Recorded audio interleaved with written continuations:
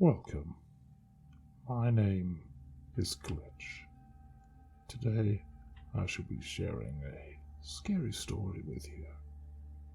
So relax and enjoy the tale I tell.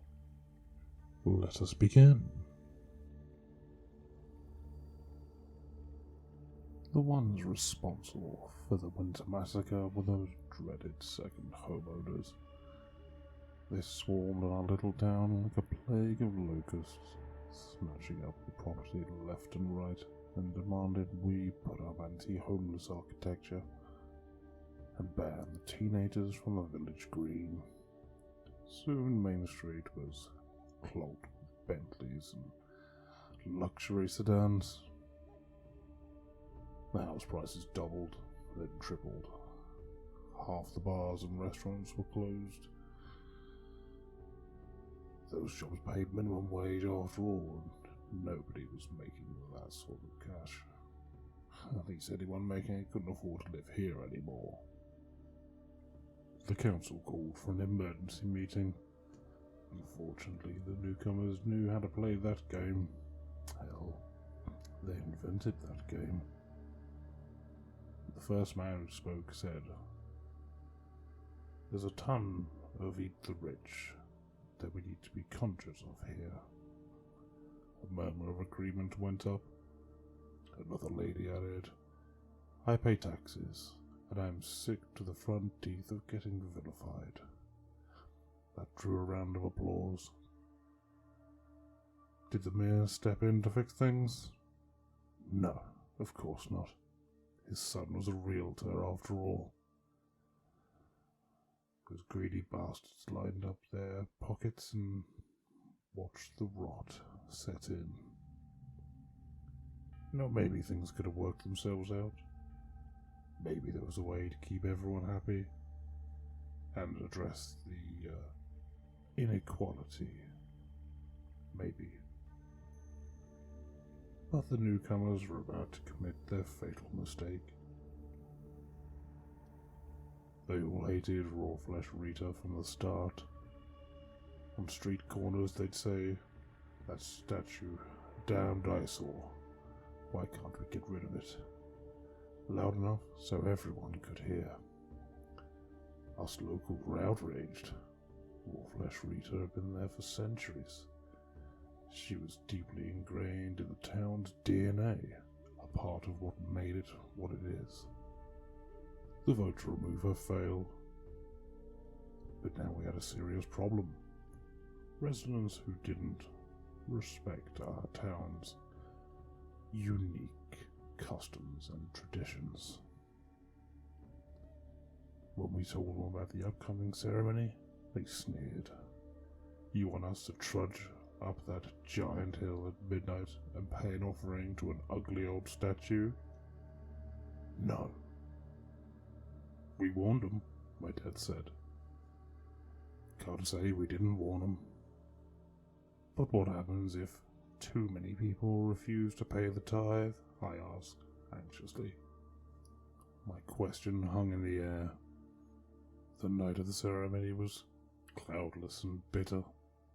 Those of us who respected the old ways donned our robes and summited the hill.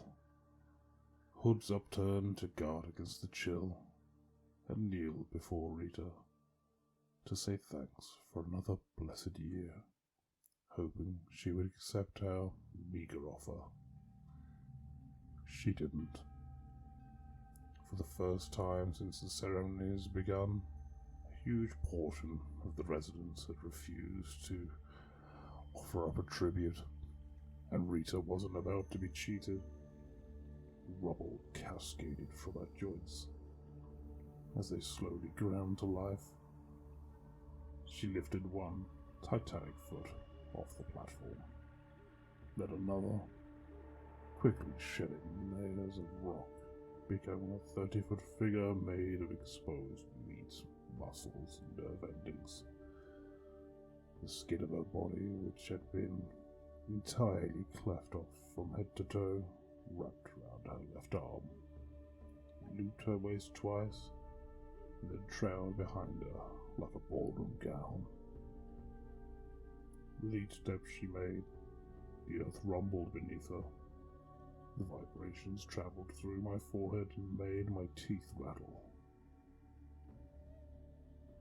I became numb with terror. Nothing like this had ever happened before. Would Rita step on us? Tear us apart limb by limb? Every inch of my body screamed, "Run! Run and hide!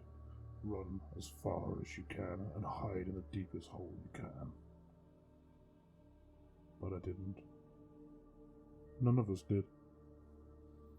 We simply kept our heads pressed against the cold dirt and hoped for the best.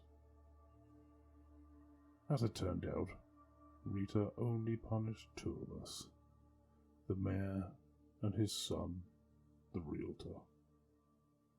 Both were born and raised here, but they'd sold us out, and she knew it.